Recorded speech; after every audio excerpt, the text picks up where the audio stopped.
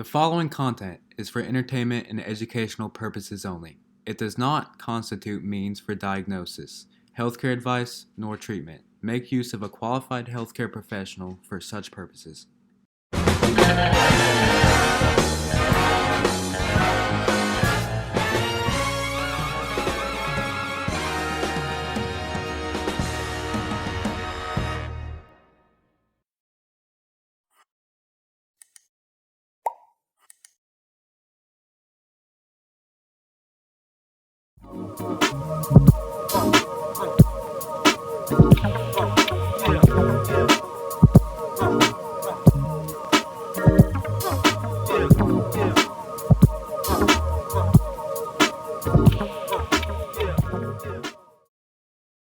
So with an ANOVA, the best way to illustrate the results of an ANOVA analysis is with a line chart, because you can see how the lines interact with each other. And that's the whole reason for the ANOVA, is to see if there are any interactions between those factors.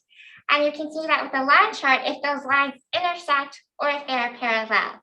So first we're going to do an ANOVA, and we just need this labeled like that. So the nouns and the verbs organized at the top here, and then the three questions on the left side. So as you can see, these basically just represent the means and then the standard deviation. Or actually, they just represent the means. So the means for the nouns and then the means for the verbs, as you can see with the descriptors table in your output. And that's one of the reasons why we create those descriptors tables, is so that we have an easy way to look at the means and standard error as well as standard deviation for the different. So we're going to highlight this like so, and we're going to go to insert, and we're going to go here to that line chart picture, click the arrow, and you'll see that it pops up this tab, and we want the fourth one, the line with markers. Okay, so we're going to click on that, and then we're going to move it to a new sheet. So we're going to go right click on the edge. You'll see that this long settings pops out. You'll want to go to move chart. And we're going to select new sheet, and we'll just title this ANOVA line chart. So you'll see that this is brought to a new sheet, and now we're just going to edit the line chart. So you're going to go to chart elements. We're going to disable grid lines. We don't want that. We're also going to disable the chart title. Instead, we're going to use axis titles, because that is more descriptive about our variables, how they are represented on the y-axis and x-axis. So first thing we're going to do is go to the major grid. So what we're going to do here, guys, is we're going to go to this left top hand bar where it says add chart element, and we're going to go down to axis titles, and then we're going to select primary horizontal. And then we're going to label this question. So that's just another way to bring out those axis titles.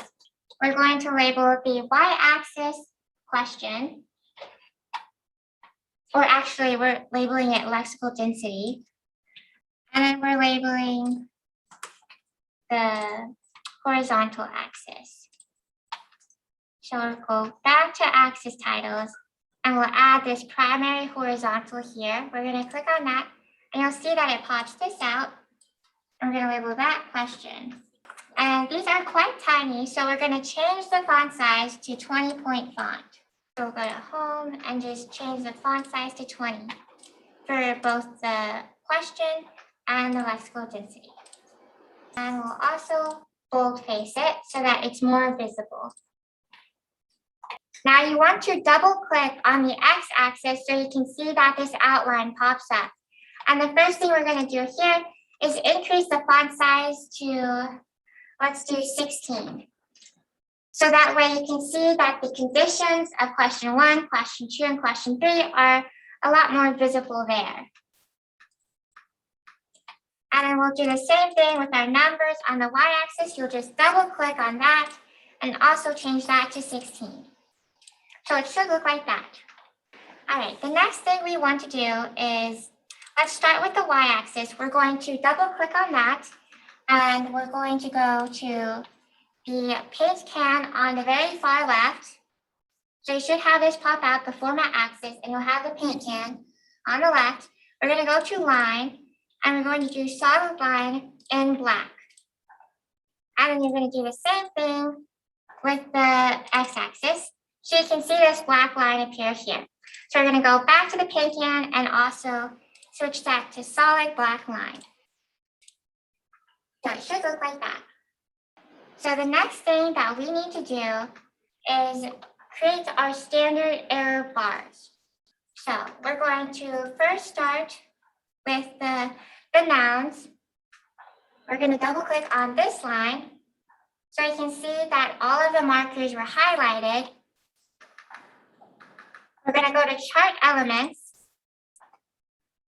And you'll see error bars. You want to check mark that.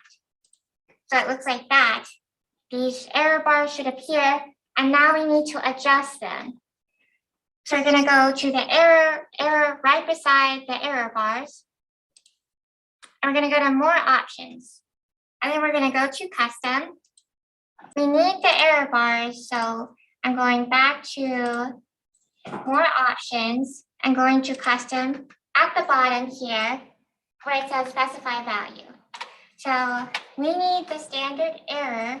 So I'm going to go back to our output for the descriptive statistics. That will be 1.48 and then 1.09 and then 1.28. So these are the values you should have for the standard error for the nouns of question 1, question 2, and question 3. So you'll just need to put in these numbers on the top bar, and then we're going to put in the same numbers for the bottom. So now we're going to click OK, and you'll see that the error bars changed a tiny bit. So now we're going to move on to error bars for our orange line, the verbs. So we're going to double click on this. You'll see that the markers are all highlighted, and we're going to go back to chart elements and enable error bars. Go to more options, custom, and then specify value. And here we're doing the same process. So this one will be, so it's going to be 0.79 for the last one. So it should be 0.97, 0.97, and then 0.79. And we're going to put those same values into the bottom bar. All right, so this is what it should look like. So it's going to be 0.79 for the last one.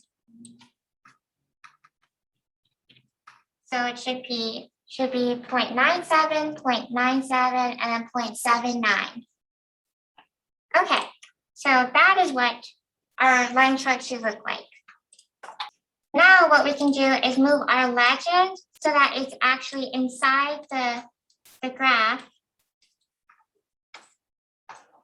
So usually I like to put it up at the right, but I think the best thing here would be to move it towards the bottom left since there's extra space there. And we're going to increase the legend to font size 14. And then we're just going to adjust the text box size so that it can show both the nouns and the verbs legend key. Actually, I'll move this to the right. So your line chart should look like this now. This is the finished product.